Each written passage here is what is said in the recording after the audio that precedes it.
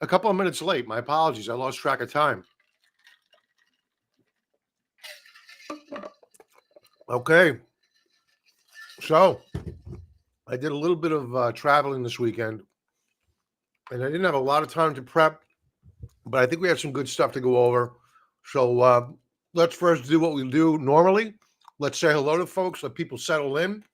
We'll talk about the opening futures action, and then we'll segue into some pertinent information that will help us navigate the new trading week. Members, I did the week ahead commentary yesterday. That's in the members area. And let's get to it. First, let's say hello to folks as people populate, and we let the futures settle out here a little bit. What you're looking at are the ES, E-minis, S&Ps, and we're opening up on the session about a 1/10 of a percentage point. Let's say hello to folks. Mike, hey, welcome. Mr. Sean, welcome, sir. Trader Isaac, welcome. And we have Seymour Rizzo, my favorite producer.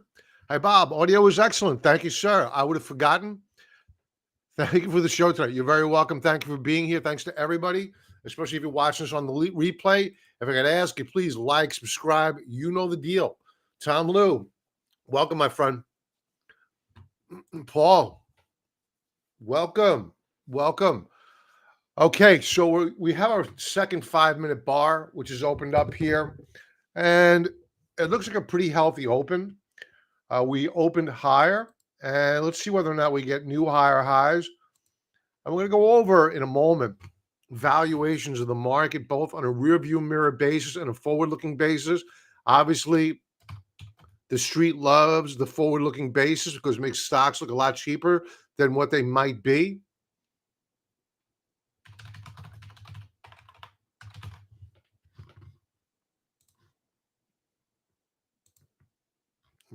That's good. Let's move on to the NQ. This is the NASDAQ 100, the futures version of the Qs. That is about flat. We were higher, faded a little bit, but this is, I'm telling you, from last week was a powerful, powerful move in the markets. A lot of money went moving into the markets. One would have thought, given that it was a known that the Federal Reserve was going to pivot, that they were going to forecast rate cuts, that we might have gotten a little bit of a two-sided market after the Federal Reserve announcement. No. No sell on the news. It was buy. A lot of money on the sidelines moving into the markets here. And we'll talk about seasonality in a moment. We'll talk about the weekly seasonality, and then we'll talk about the monthly seasonality for the major averages going into the back half of December and into January. So NQ looking okay here. Our moving averages are stacked or stacking appropriately. I think that we break out.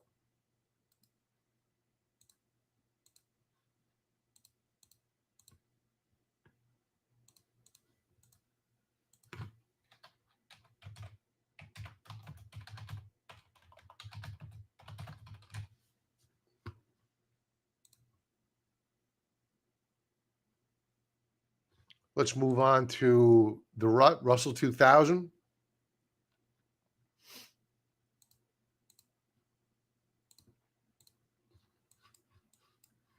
The Russell coming out of the, oh, that's home heating oil.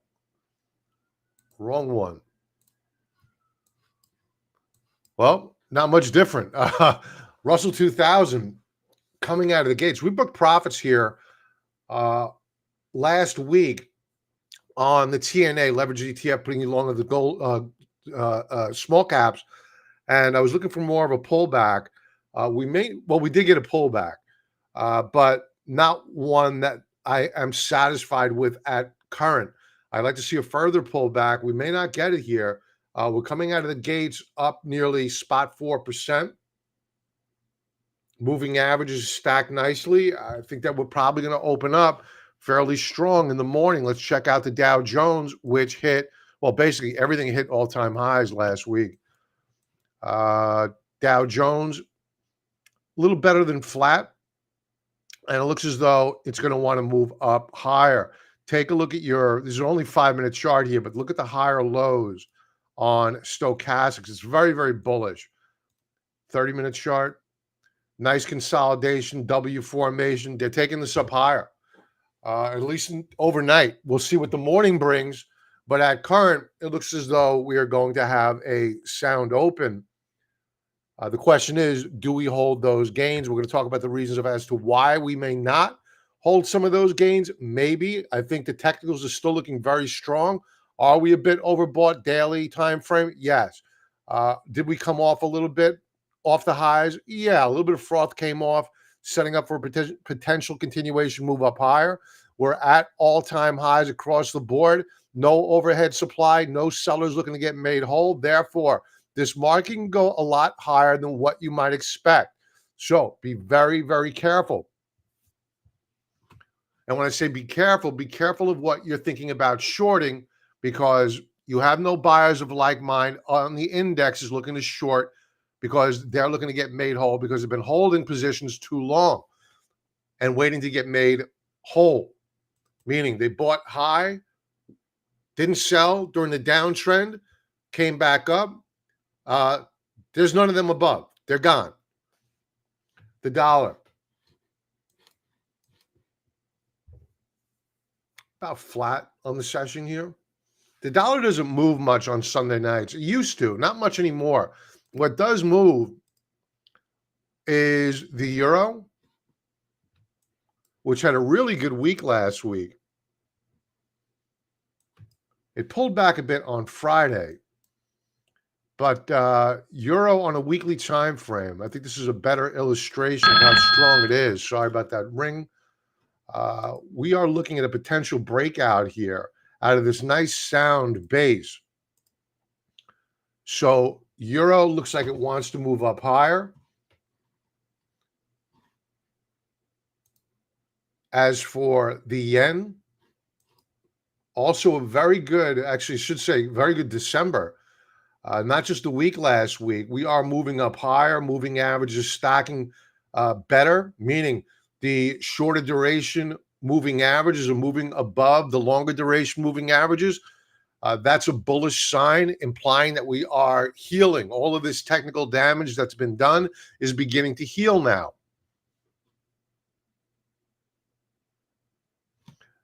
So yen looking good as we proceed into the new trading week. So what does that mean for commodities? Well, by and large, it means that commodities are probably going to move up higher. Let's check it out.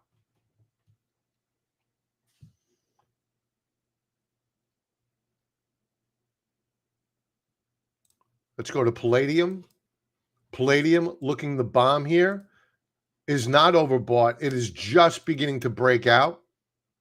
Long multi-month consolidation. This looks like it's going to pop up higher. Did I say palladium? I meant platinum. My apologies. Platinum if I said palladium. Now for palladium. Palladium broke out last week. Actually, I'm sorry, 2 weeks ago. Last week was a flat week. We have broken out here. So palladium looking really good. Now, our favorite of the bunch is gold.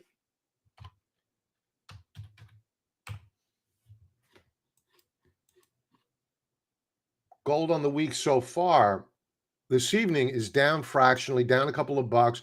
But you'll remember, is this week? Yeah.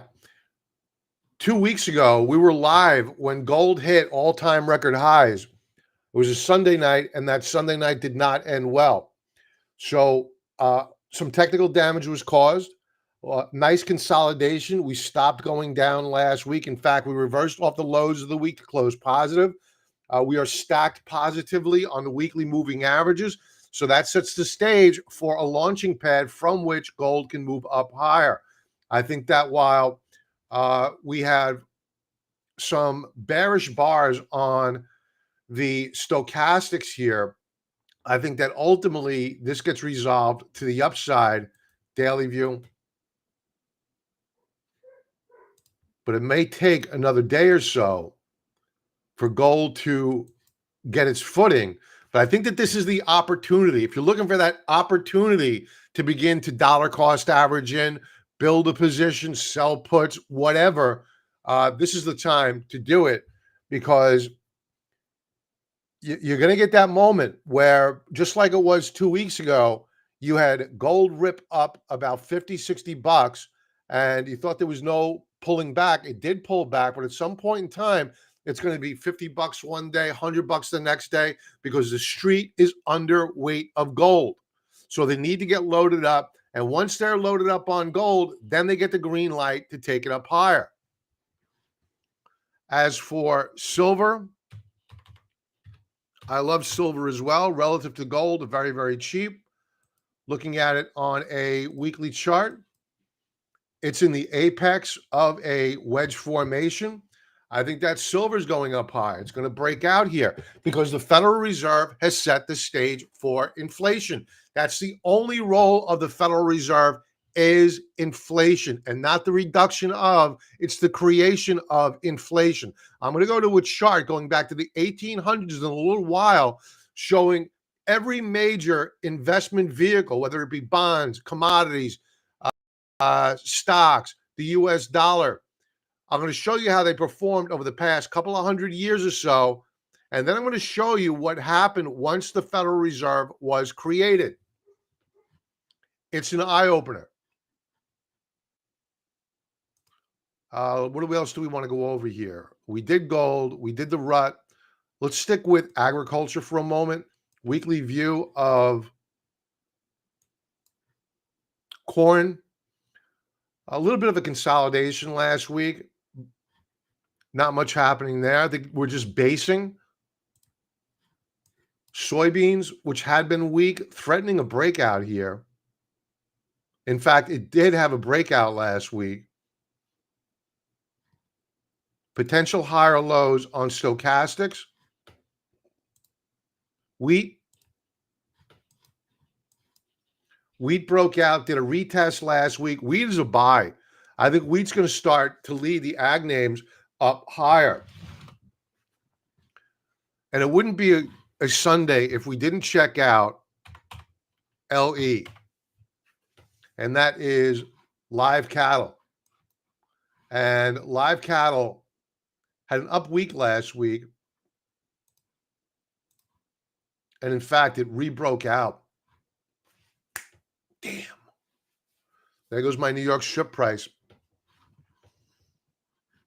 Let's go back and say hello to folks. Then we'll go to our regularly scheduled program. Dane. Hello to you, sir. NVIDIA and AMD, always watch the potential call option plays, scalp plays, okay? 2 weeks ago, gold, 2100, Bank of International Settlements sold 4 million ounce contracts per Michael Oliver. Is that a fact? So they manipulated it. They can't afford to have gold break out. It makes them look very, very bad. All of these fiat currencies, they've already seen gold break out in their currency terms, meaning euro terms, yen terms, over a year ago. It's just the US dollar that's been the last holdout, and even that's now breaking down.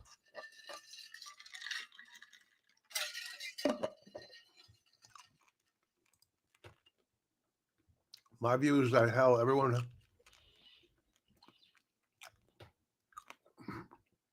Yep. Jody, welcome. No worries. We're just getting started. Randy.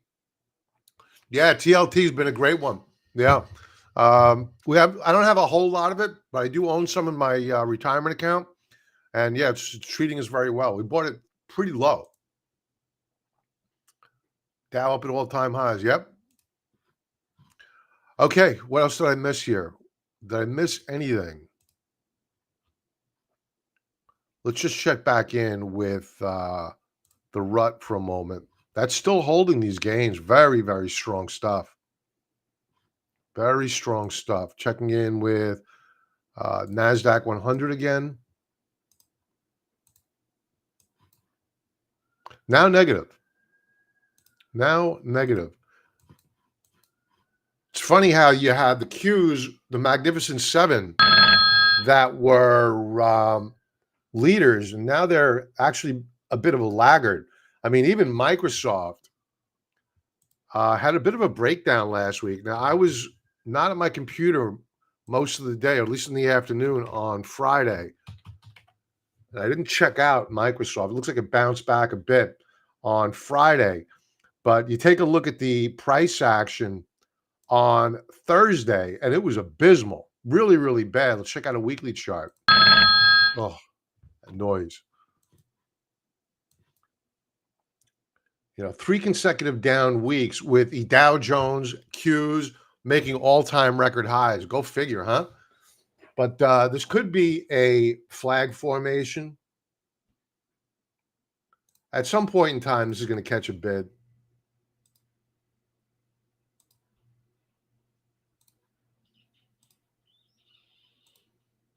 So attempting to break out. It's still in an uptrend, but it's just consolidating at current. What else do we want to talk about? We didn't talk about yields at all. Yields are down fractionally on the session. However, this is why. This is why. They popped up and they pulled back off their highs. So in real terms, the close, relative to the close on Friday, yields are up. And the markets are very, very sensitive to that. Let's check out VIX.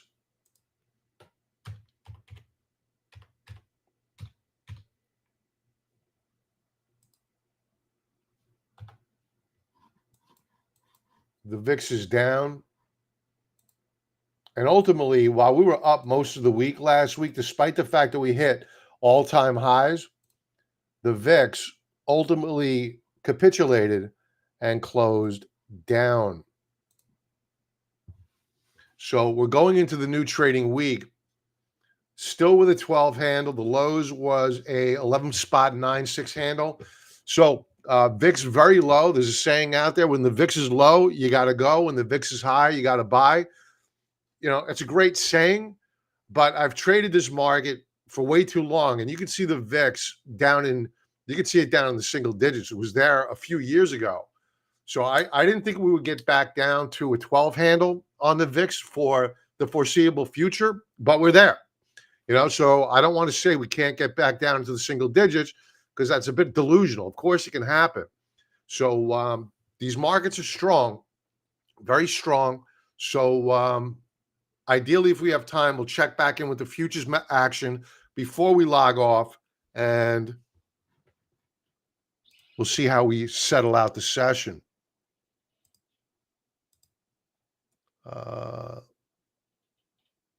Yeah, sorry about that. I try to shut it off. As a matter of fact, it shouldn't ring anymore, because we're done with that part of the show for now anyway. Okay. So everybody, or at least most people on this live stream, understand that I intertwine the globalist effort to try and seek control into the financial markets. Look no further. If you're wondering for a why do you do that? Because look no further from the central bank digital currencies they're trying to employ throughout the world. That is directly impactful on our financial system. So to ignore what they're doing is kind of silly. So there's a food coating that's out there. Compounds in APL's edible food coating deemed safe by FDA. That means absolutely zero to me. In fact, I'm skeptical of it. APL was funded by the Bill and Melinda Gates Foundation. Now you see where I'm going. So edible coating foods from U.S. company APL Sciences are made from blah, blah, blah, blah, blah, blah, blah, blah, blah, blah, not toxic to humans, contrary to the post on social media. According to expert nutritionists, the quantities in these coatings do not pose risk to human health. The company received funding from Bill and Melinda Gates, but is not wholly owned, but solely controlled by Bill Gates. A tweet said, "Do not eat anything with this label. This is a Bill Gates funded company," and it is. And here it is from Google founding. APO was founded in 2012 by James Rogers, not the investor Jim Rogers, another namesake, after receiving a $100,000 grant from the Bill and Melinda Gates Foundation to help reduce post-Harvard foods, blah, blah, blah, blah, blah, blah, blah. All right, why does this matter? Came across this video this evening. I couldn't validate its accuracy. So take it for what it is. I don't know this poster, but I will certainly be on the lookout for it. So here is what it had to say.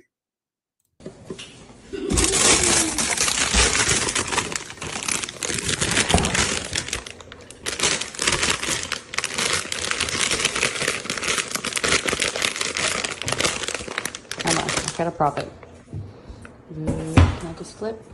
Because I want to keep it continuously recording. All right, I can't see it, but hopefully y'all can see me. There's a sticker.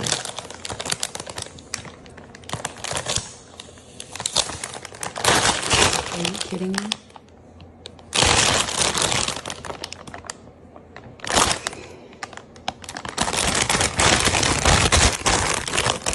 It off. It's there. I'm so grossed out. All right, so you get the drift. It's so popular, so safe, they have to hide the label. I kind of suspected something like this would happen because the warning's been out about APO for a while, and it's been on social media, and I keep looking for it at the supermarket. And funny, I stopped by. I had to load up on some groceries today, and I stopped by one of my markets, and I picked up a bag of organic apples. I won't eat non-organic produce because they spray it with these horrible pesticides, and it soaks into the fruit. You can wash it all you want. It's not coming off because it's inside the fruit, especially strawberries, things like that. So I had a bag of these apples in my hand, and because it said organic, it was the only organic they had in the store for apples. And I put it back because I found them separately. I'm glad I did, because I would never have thought to look to see whether or not you could peel off the label on the back of the bag. But I will, looking forward. So I'll share this out. Share with a friend if you find it appropriate. Again, I don't know how much I want to. I don't know this poster. I don't know if it's accurate or not. But just be on the lookout just in case. Sharing information as we always do here. Do your own research. Okay, economic data coming out this week. Home builders coming out. Folks, there's a glut of housing coming onto the market. Inventories are rising, and a lot of newly built homes are stacking up and unsold.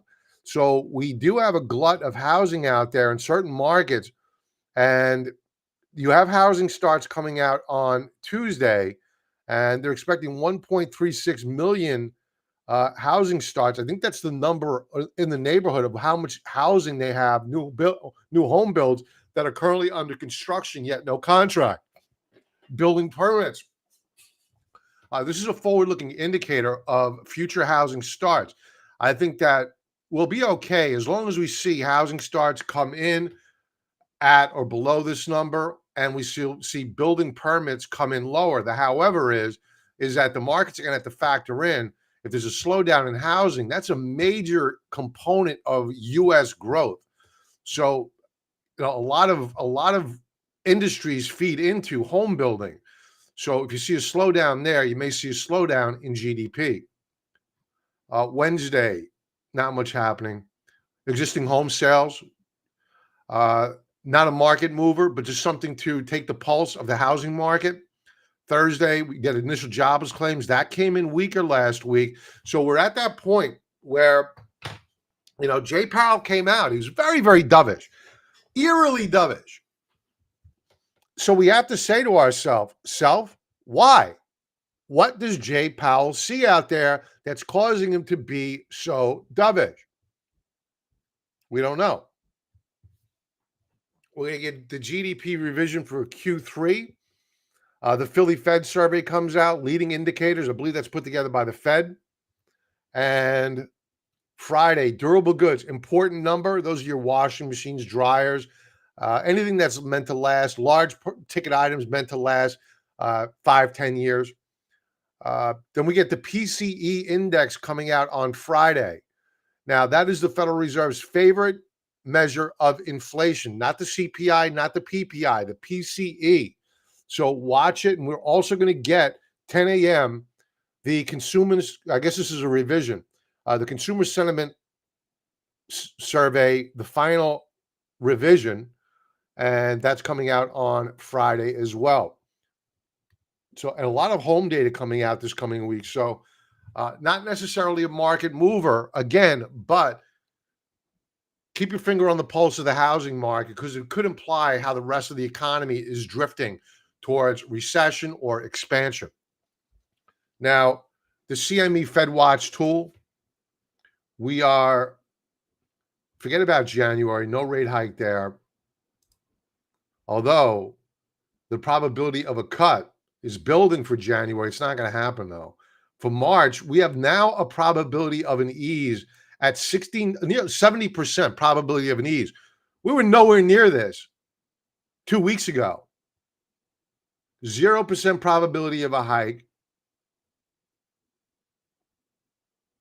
So a quarter basis point rate cut a month ago was 28%. Now we're at 62.4. So it looks as though that it's March, not May, that we were talking about only a week or 2 weeks ago. That looked like the highest probability of when they would start. That's now changed. So something's out there. And don't forget that when the Federal Reserve, historically, that first rate cut usually marks the peak for equities because there's something wrong. The Fed is responding to something. So they're not just going to do one rate cut. It's going to resolve whatever issue they're trying to resolve. It's going to be multiple cuts, possibly more spending by Congress, which they love to do.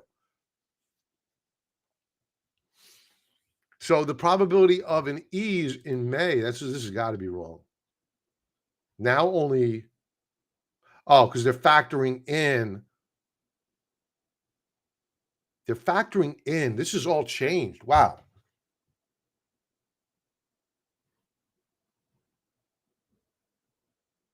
They're factoring in a rate cut down to 5 to 5.25 basis points on the target. So what they're saying is that they're not going to see more than a quarter basis point cut.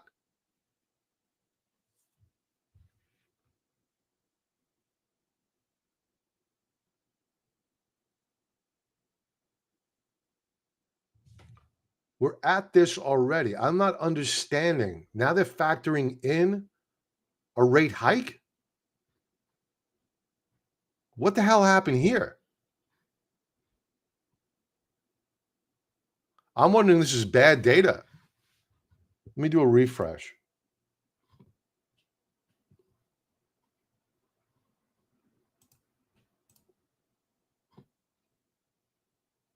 I mean, only a couple of days ago, this was nearly 78, 80% probability of an ease.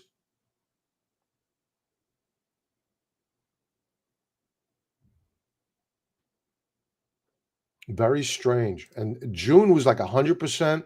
Has that changed? Yeah, doesn't make sense. There's something wrong with the May data. There's something wrong with the May data. Because June, they're at 100%. July, they're at 100%. This is consistent with what we've seen. So I think that there's something wrong with the May data. Unless what they're saying is expect a quarter basis point rate cut in May. Then they pause again at the 5%, 5 to 5.25%, and then they cut further. That's what my guess is. Moving on. to valuations. Now, this is rear view mirror known data. So at current, we're going into the new trading week at nearly 32 on the PE, Schiller PE ratio model, the average or the mean being 17. As for the Buffett indicator, overvalued, and we are 1.4 standard deviations beyond historical trend. Now, looking at, again, this is rear view mirror stuff. So these are earnings that have already been reported, measuring stock valuations based upon known earnings that have been reported. Now, what the street likes to do, they like to tinker with the unknown. This is what I like to call voodoo valuations. So the forward 12-month PE, which we don't know what it is, it's just a hunch of what it might be. The forward 12-month PE on the SPX, S&P 500, of 19.3 is above the 5-year average of 18.8 and above the 10-year average of 17.6. So the valuations of the market on a rear view mirror and a forward-looking basis are now expensive, both. But that does not mean that we're not going to move up higher. Right now, between now and March, they are expecting a Fed to be doing nothing. The only thing that could hurt this market right now is if the PCE report that comes out next Friday comes in hot. If consumer sentiment next Friday comes in hot. If durable goods orders come in hot. If there's too much demand for goods in the marketplace driving up commodities, that's a problem. And you know what? I skipped over something and I meant to go over were energy prices. I mean, you may hear that bell. I apologize if you do. Cover your ears for a second.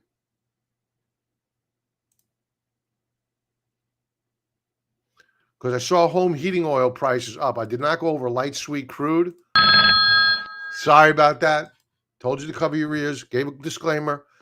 We're up, wow, over 0.75% right now. Let's see what nat gas is doing.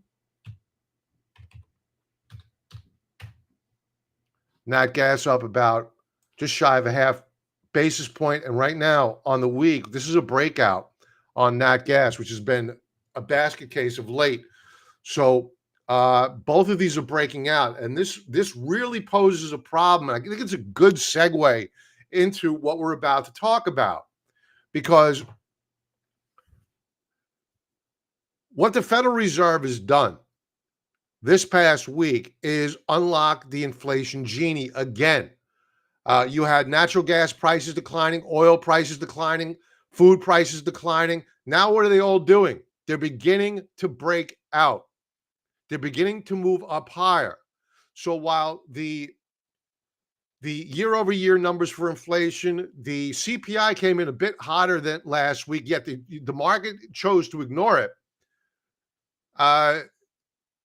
Those comparisons, if you get a breakout in oil in the next month or two, they're going to be far more difficult to rationalize rate cuts in March and May if you have oil prices skyrocketing, food prices skyrocketing, and that genie is becoming a real thing. It's coming out of the bottle, and good luck putting it back in. So this brings us to the purpose of the Federal Reserve. This chart goes back to 1802. It measures stocks, bonds, T-bills, gold, and the dollar. So you can see here in green, the dollar was biased, let's say flat with a bias to the upside. Yeah, you had your dips, a little bit of deflation here and there, but that all changed, right? And before I go to what changed, you could see that stocks, even though the dollar was higher, stocks went up higher. Now they don't go up as much because the dollar is strong. Bonds continued up higher, even with the stronger US dollar. Gold was more correlated with the dollar than it was inversely correlated what it is right now. Why? Because gold back then was not priced in dollars. It was probably priced at that time in the British pound. So when you take a look at the dollar, focus in on the dollar, things changed right here. Note that around 1913, the dollar dropped like a rock, bounced back, reversion to the mean, and then ever since we declined. And what happened during this time frame? We had 2 world wars. And then after World War II, we declined and never ever looked back. This is the penalty that and the other thing that was created, I'm sorry, I skipped this. In 1913, first it was the Federal Reserve that was created. Then only a few months later, the IRS was established and the personal income tax was instituted. Before that, we had a strong US dollar, a strong bond and stock market. It was only until the Federal Reserve was established and the IRS was established that the purchasing power of the US dollar declined dramatically. And they took us off the gold standard during the Great Depression, FDR, and then ultimately suspended the conversion of the dollar to gold in 1971 under Nixon. So this is what we got for the grand idea for having our third central bank. This first 2 were abolished. This one needs to be abolished as well because we need a restoration of our purchasing power in the dollar. Could you imagine owning dollars and having a strong US dollar to fend off inflation of imported goods and goods developed here, and owning stocks at the same time? How wealthy we would be. That, however, this was too good for the robber barons. This was too good for other central banks globally. They couldn't have it. They could not have us this powerful. So they poxed us with the Federal Reserve in 1913, and they took away our defense against inflation, which was a strong dollar backed by gold. Can't make this up.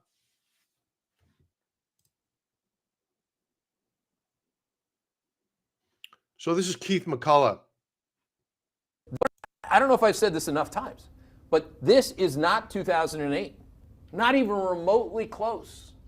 2008 was a story about Wall Street leverage, bad behavior, frauds on Wall Street with leverage upon leverage, okay? This one is far more dangerous. This one is about Main Street. It's about 50 going on 60 to 70% of Americans not having any money left and needing government handouts increasingly to offset that pressure, needing more credit cards, more leverage. To pay 22% on a credit card, think about where you must be financially, right? You need BNPL, you need whatever you need. This is far more dangerous. BNPL is buy now, pay later. We did a show on this only a couple of weeks ago. For far more people, this is a Main Street recession that we're just entering, okay? I don't know how that's going to end. I just know that Wall Street all agreeing to agree that this is going to be some soft and beautiful landing because of 10 stocks. I think that is good. Obviously, that's going to be dead wrong. Isn't it amazing that I'm long those stocks? I won't be when they break down. I don't know if I've said. Okay, so he's right. We've been talking about this for a while now. BNPL, buy now, pay later.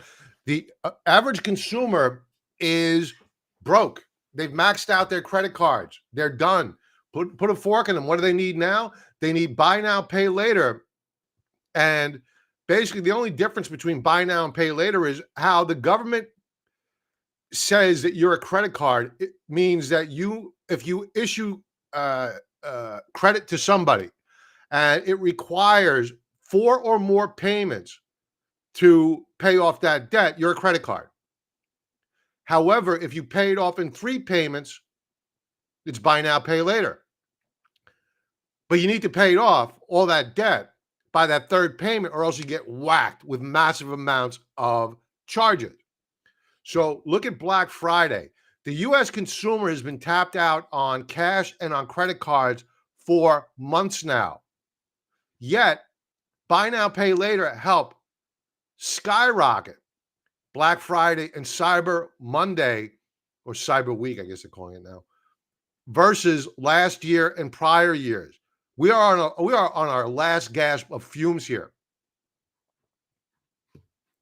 Let's go back and say hello to folks. Tazy Wazy, welcome. What's up, buddy? TLT to the moon. Yes, sir. TZ Burton, welcome, pal. Happy holidays to everyone. Mike C, welcome. Okay. So now we're going into the realm of what geopolitical risks are out there that could really wallop the stock market in the coming year, because don't forget that this is an election year. And if you think it's if you're looking for a reason as to why Powell was so dovish in the face of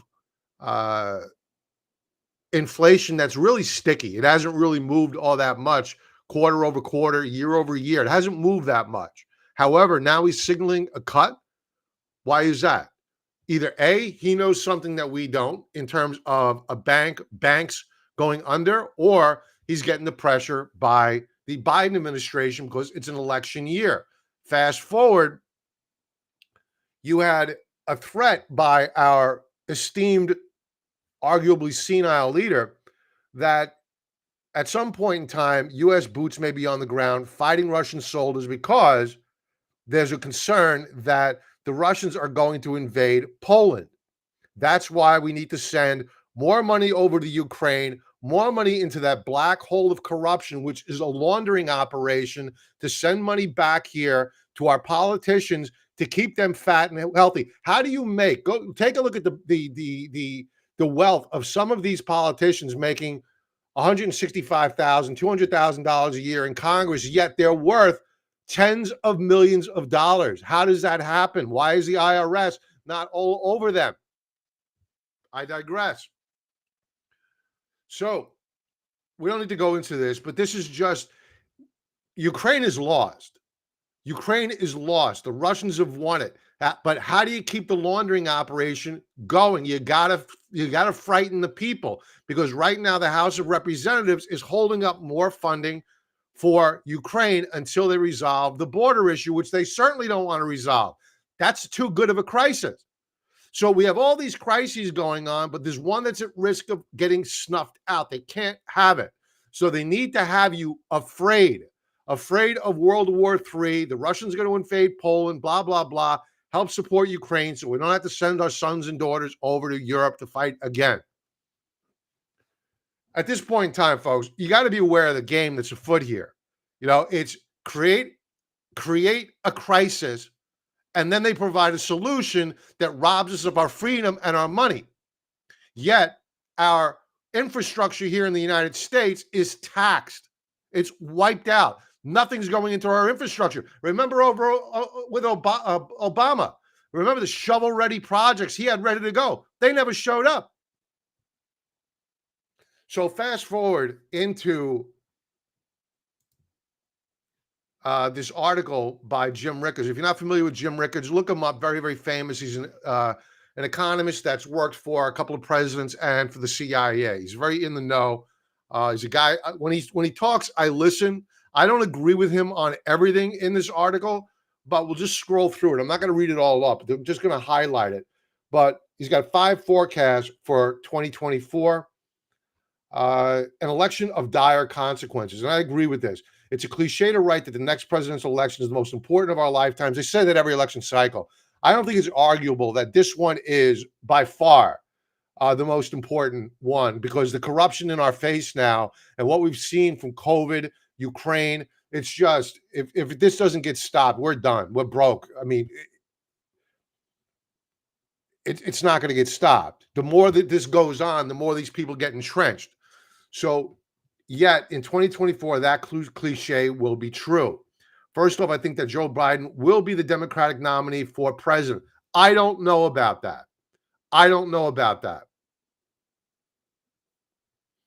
I think that, as he states here, the most likely replacement would be Gavin Newsom. Gretchen Whitmer is disdainable. Pritzker, disdainable. They're just not likable. Granholm, I don't know her. I've heard of her. I don't know her. Newsom is a despicable worm of a human being. That, however, he's a good-looking, slick-back salesman, and he could sell sand to an Arab. So I would be worried if Gruesome Newsom is actually the candidate to go up against Trump, because he's a salesman. You can't you can't destroy the 5th largest economy in the world, which is California. Go out in public and eat at the French Laundry with all of your friends at the height of COVID, telling people you can't go out without a mask. As a matter of fact, you can't go out at all. And then he's filmed at the French Laundry, the most expensive restaurant in California, with his friends, no mask, inside, having a grand old time. He survived that like a cockroach. And he's still in office. Only a couple of weeks later, after that, he came out with the audacity of this guy. He banned outdoor dining. This is Gavin Newsom. So he's still there.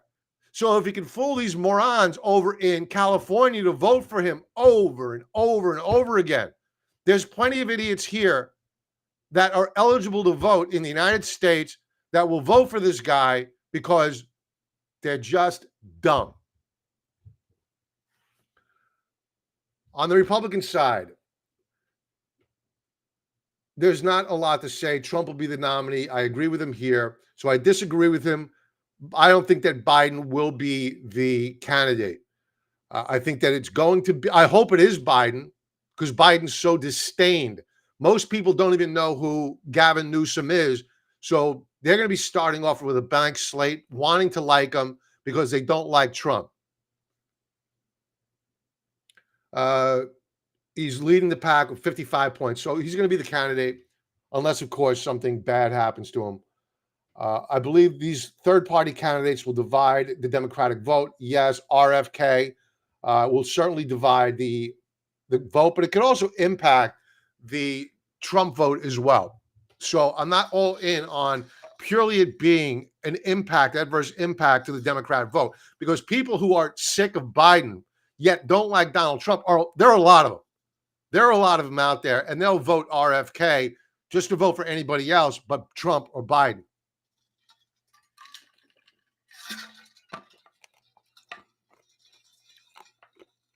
U.S., China, and the global recession. So I think that there's more to what we got out of Powell last week than what meets the eye. And it was way too dovish, way too dovish. I mean, sticky sweet dovish, and that is not Powell. That is not Powell. So we have the EU in recession, China pretty much going into recession. Even if they don't go into recession, single-digit growth for China. 5 years ago, they were doing 10% growth per year. Now they're in the single digits. That is a body blow to the Chinese. And don't forget, their data is manipulated worse than ours is. So if it's single-digit growth, it's probably going to be negative growth for them. They have a demographic cliff that they've fallen off of. You have companies leaving, Apple's leaving in droves to get out of there, because not only because of intellectual property rights, that's really the least of these companies' concerns. It's that the cost of doing business in China has risen dramatically. And of course, the supply chain issue that occurred after COVID, that didn't help them either, because I said it back when COVID struck, I said, China is uninvestable. Even in emerging market funds that I'm invested in, I make sure no Chinese stocks. So the concern here, I'll read it off. That leads me to my next forecast. China, the US, and Japan will fall into recession in the coming months. The EU is already in recession. The rare global recession will result in 2024. We have a tool for measuring that. We'll look at that in a moment. Ukraine. My forecast is that Russia will not de-escalate because they're winning.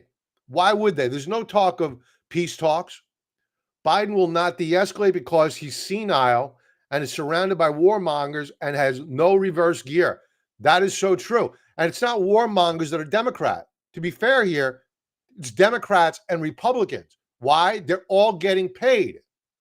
either by the war machine, which is the military-industrial complex, or the money that we're sending over to the Ukraine is getting funneled back through other shell corporations into their campaigns, into their coffers, and they're doing quite well by having a war where we have no boots on the ground at current. They want to threaten it so they can keep that gravy train going.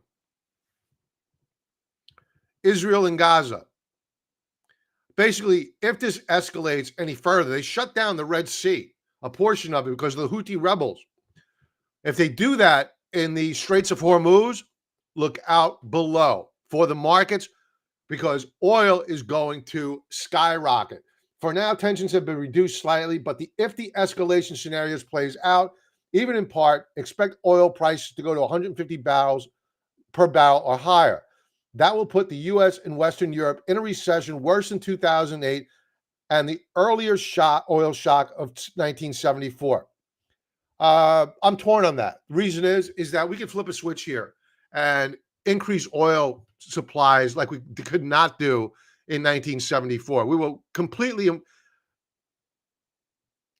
at the behest of OPEC. Now, if you want to argue that our strategic petroleum reserve has been drawn down to 1985 levels, like the lowest levels in history, that's a problem for us, no doubt about it. We can't draw on them much more. Banking crisis stage 2. This is my concern. And this is why I think Powell, besides a presidential election year, needed, how much time do we have here? We only have 6 minutes. Needed to bring rates down. And he even increased his balance sheet last week. So that was more liquidity into the system. So Jim's forecast, my next forecast is that a bigger and a more acute stage 2 of the banking crisis is coming after the quiet period that has prevailed since June. This new crisis will be focused on about 20 banks with 200 to 900 billion in assets, the so-called mid-sized regional banks that are not too big to fail. So when the regional bank crisis was going on, and this is when FTX was going on as well, I did a show about the comparisons between the 2007 Bear Stearns blow up, Lehman blow up, 2008, and the financial crisis that ensued, AIG, whatnot. That didn't all just happen in 1 month, not even a half a year. That all occurred over the span of a year or so. So it was hit 1 to the market, hit 2 to the market, quiet period like we're in right now, and then all of a sudden all hell broke loose. So that's what he's alluding to here. And I am somewhat a subscriber to this theory. So in closing, market predictions are fairly straightforward. 2024, difficult year for stocks. You wouldn't realize that right now, but all is right with the world when all things are looking good. When all things are looking good and things can't go wrong, that's when you really start to put on your contrarian cap and say, okay, let's war game this out. If this, then that. Doesn't mean you go shorting the market tomorrow. It just means start thinking about an exit strategy just in case things go awry. The major sectors that will outperform, even if a falling market, energy, defense, agriculture, mining, all of these, with the exception of defense, are inflation plays. What he's saying here is inflation is coming back and coming back with a vengeance. War will still be out there, meaning Israel, Ukraine, wherever else we could drum up a new war, that will still be going on, draining the coffers of the United States. 2024 will be an excellent year for U.S. government securities. Why? Money will leave stocks going into bonds, forcing down yields. That way, the debt that the United States is paying gets brought down as well, so they could spend more. $1 trillion every quarter now in deficits. Basic commodities such as copper, iron ore, coal, it's funny. We were just talking about copper on, I think it was Thursday night, that it was breaking out. Agriculture, we already talked about this. It's beginning to firm up. Wheat beginning to break out. And this is all after the Federal Reserve announcement.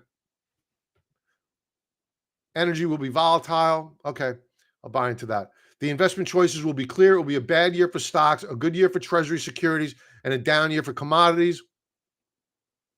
I don't believe this. We're not on the same page here. The winners will be Treasuries, gold, oil, and King dollar. I don't believe that it's going to be the dollar. I think that the dollar right now is setting up poorly.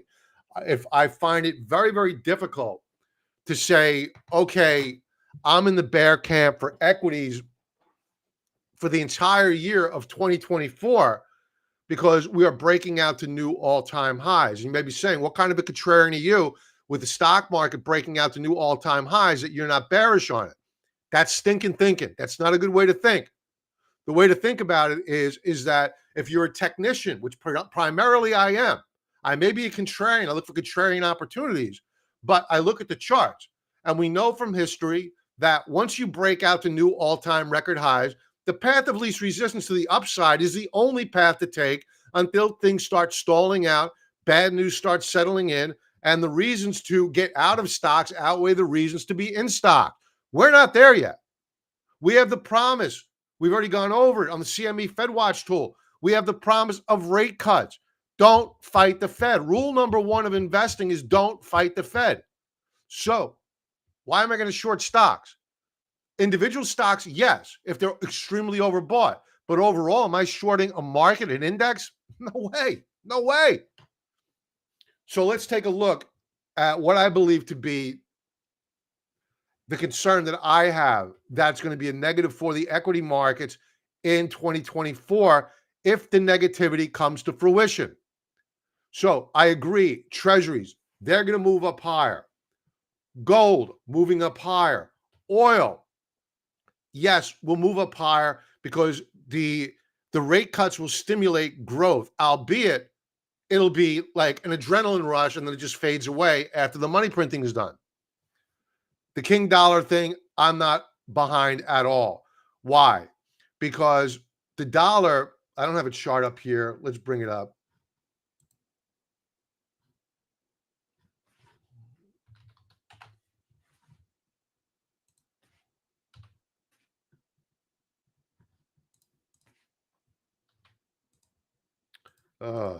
This is why I get ready before the show. Jesus Christ, Bob. Don't try this at home, folks. This is only for the trained professional. All right, Invesco. All right, so here's a monthly view of the US dollar. Now, this is a double top on the US dollar. Now, if we do what it appears we may just do these next 2 weeks, and that is to break down below this lower band of support in blue, that's a breakdown from a major consolidation. It's a failure. And this is a monthly chart. So this is not insignificant. This could impact all of 2024 and beyond, because now we've gone from an uptrend to threatening to either A, go into a trading range between 27.22 and 30, or the worst for the dollar is a close down below 27.22 on the dollar bull ETF. That would be a confirmation breakdown on the dollar and sending us into new bear market territories for the next year. So I don't see how that is bullish for the US dollar. I'm not in that camp.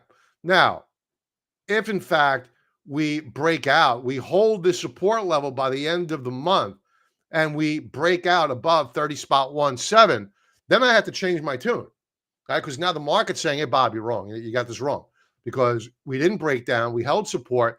We showed strength. Enough buyers were out there to plow through all of this overhead supply above, and we're going higher on the US dollar.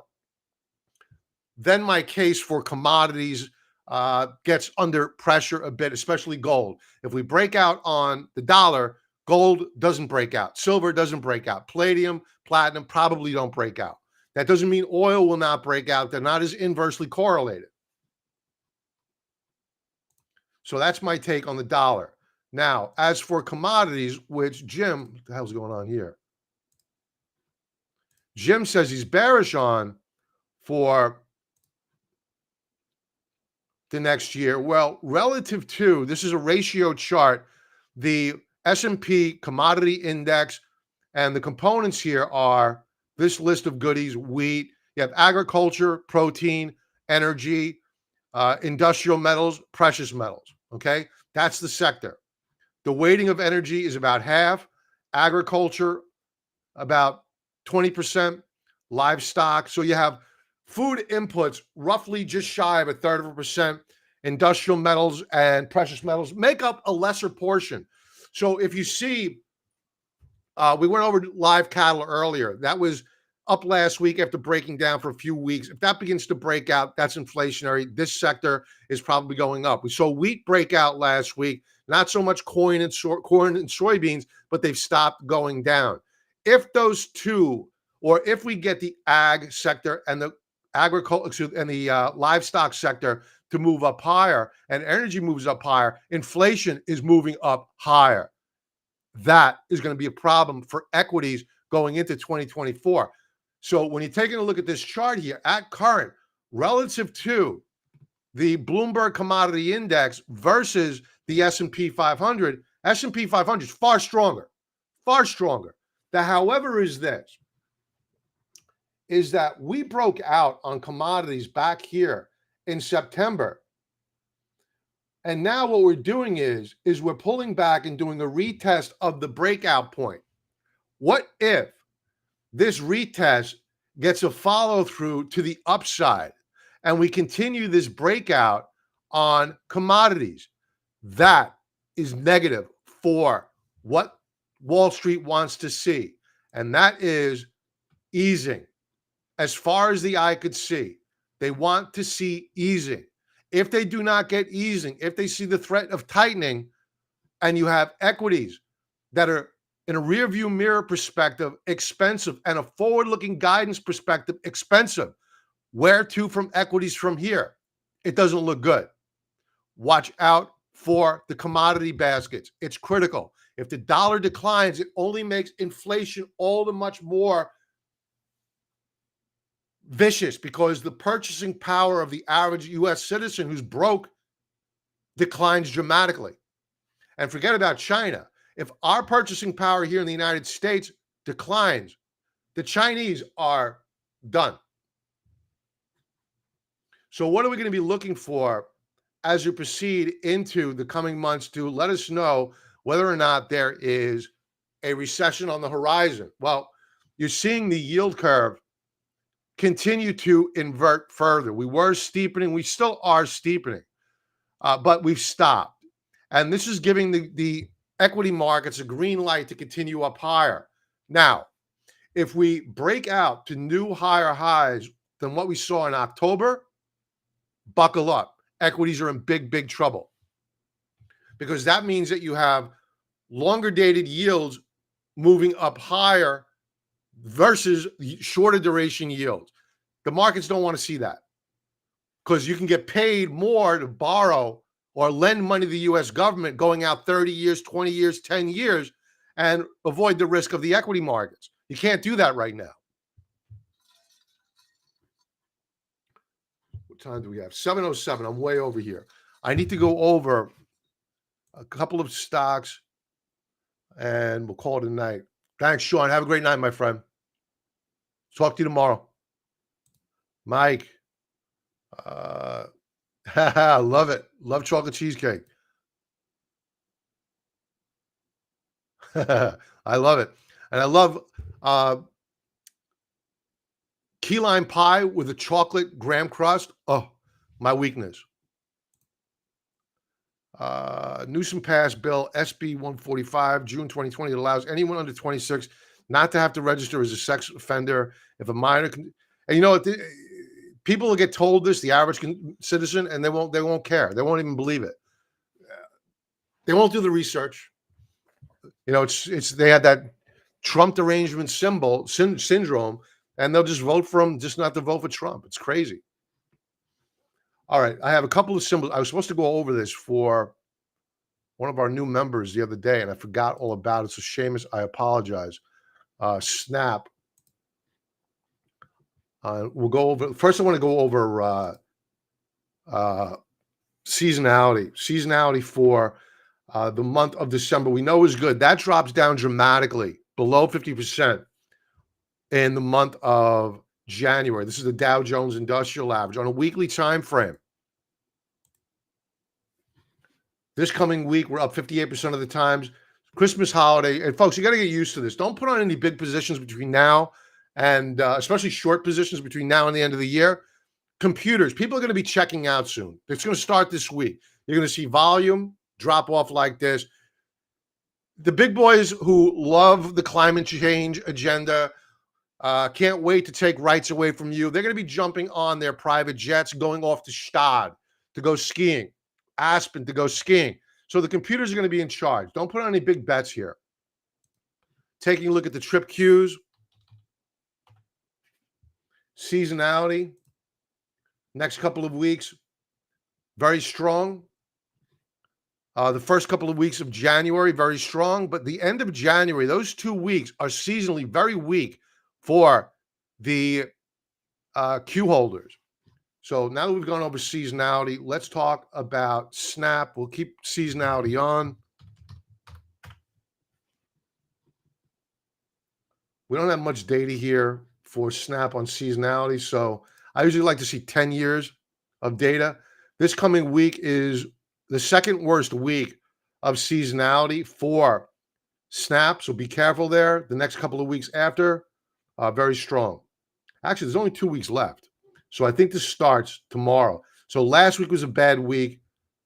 This coming week is a pretty good week, and the final week is a strong week for Snap-on. Let's take a look at their chart. Let's get rid of this. It's not Snap-on, Snap. My apologies.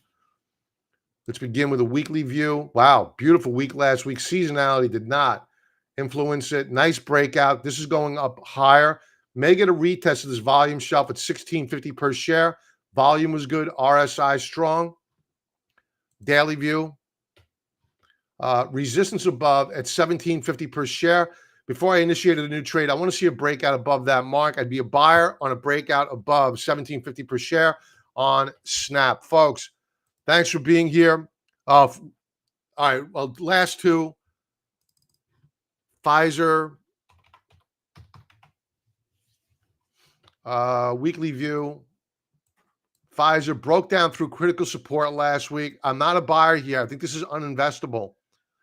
You know, that's my own personal take. I'll be wrong eventually on this. I think it's uninvestable. I think somebody's going to pierce this corporate veil or this immunity that they have at some point in time, and they're going to be in big, big trouble along with mRNA, Moderna. So that's my opinion. I have no other information. That's my opinion. So I think that this company, as well as mainland Chinese company stocks, is uninvestable. So we broke down last week. I think we go down further. We're going to have support down here at around 23.32 per share. Now, biotechs were up last week. Pharma was up last week. The stock market was up last week. Pfizer took a nosedive. That tells you all you need to know. Weak stocks tend to get weaker. On the day, it was up on Friday. I think this is a retest of a breakdown point, and we probably move lower, but I'm biased on this stock. I hate them. I think they're disgusting people and should go straight to jail. They're upper echelon of management. Moving on to Walmart. Walmart, not participating at all here. I mean, it was up last week, but it was a bounce. We broke down horribly the week before last. Below support, we need to see a close back above, let's call it 156 per share before I think about getting long of Walmart. You want to sell puts here? Okay, I'd be okay with that, but I'm still not bullish on this stock. I think it's in a downtrend. I think the path of least resistance at current remains unchanged, and that is down for Walmart. I would avoid it. With that, folks, everybody have an awesome night. Thanks for being here. Happy holidays to everyone. If you're checking out, thank you, Jody. Take care. Happy holidays. Merry Christmas. Happy Hanukkah, Festivus, whatnot. Have a profitable trading week. I'll talk to you soon. Hit like, subscribe. You know.